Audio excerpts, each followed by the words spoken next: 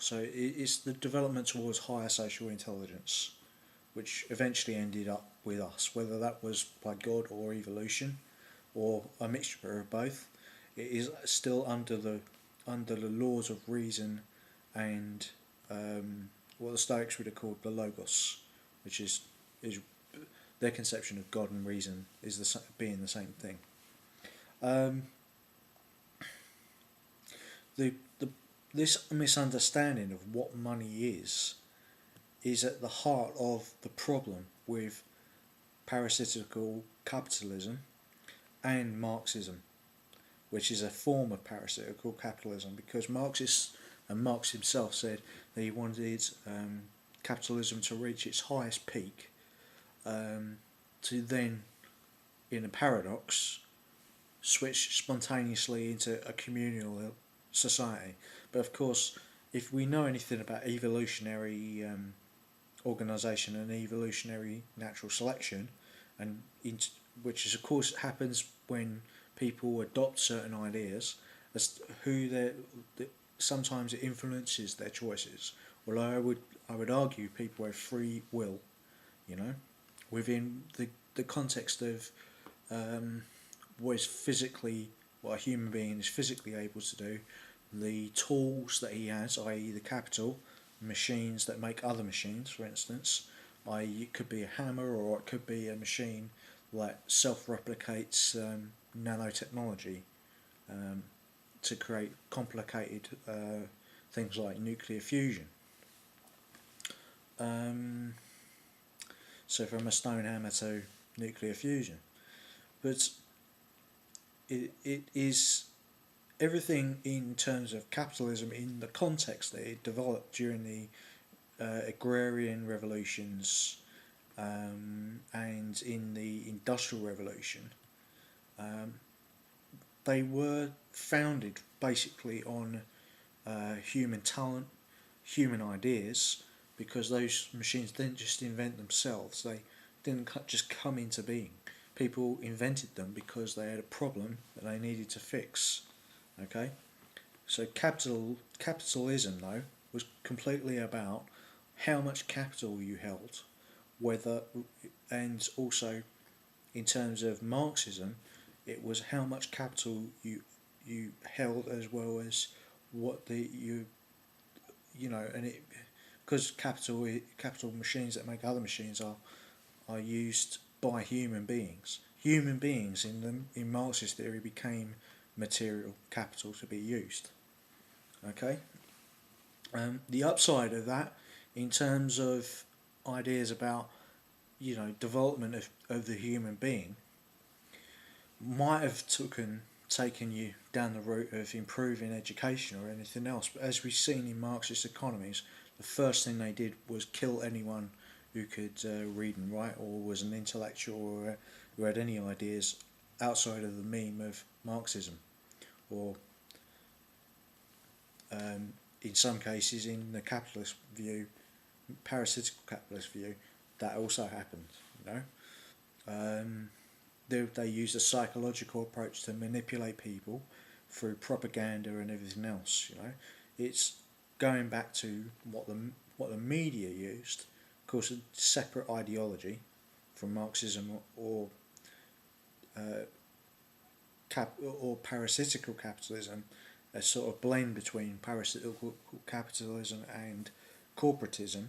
That is where a firm becomes given a charter by the government for the media to criticise Ron Paul because he has identified a problem, but is part of that sort of idea of using propaganda, perhaps.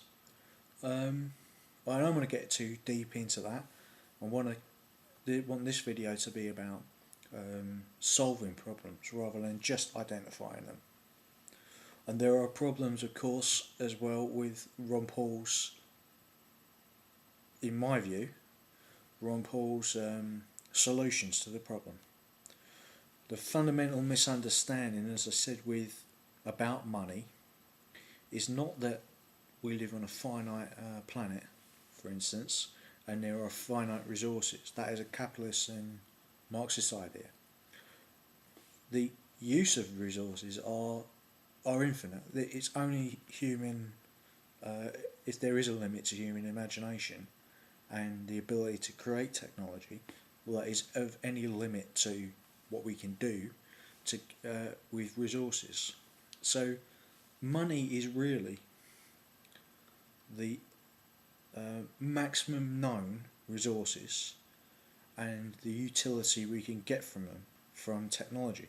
So we never really know at the time, or not, and up to now in history, how much all those resources and all the contact and all the use of technology to get utility, i.e., goods and services which we can use to be apt to survival and progress as a species and as individuals, to raise families and live a good, virtuous life and a happy life where we've got fun and enjoyment of entertainment and everything else. That's all part of life. We don't know the full value of that.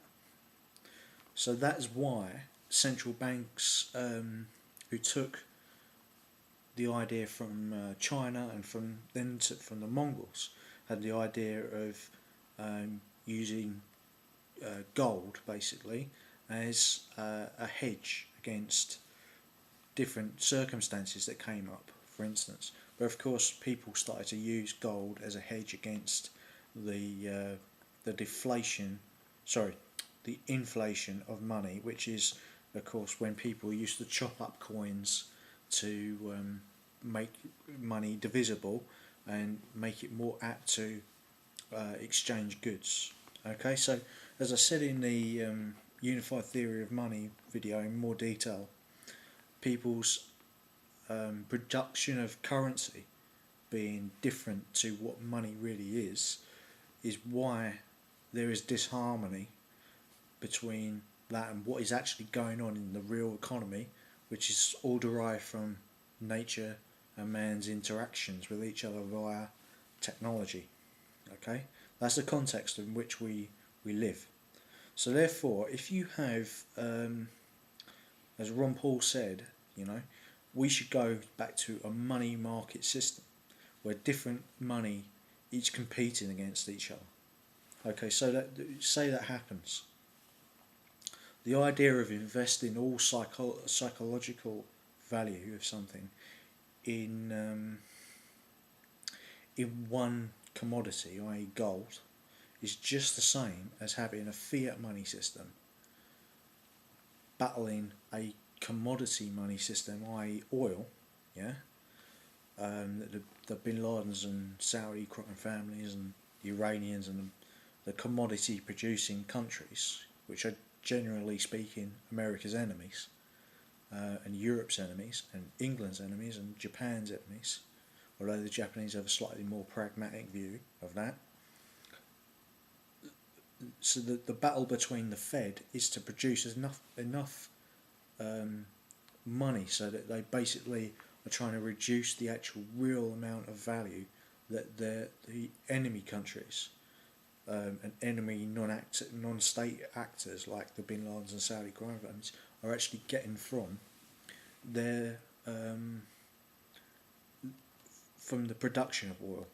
Okay, why do they do that? Because the Federal Reserve may be corrupt, but they don't want to accept any responsibility, and they don't want riots and things like uprisings against them. They're not actually that powerful a group of people anyway. They're mostly academics and business people. But the problem is, of course, in the past there's been the inflation of the money supply. So inflation seeps in gradually and undermines the ability of people to get to resources such as food, fuel, water and housing. And this is something that I've termed as unobtainable surplus.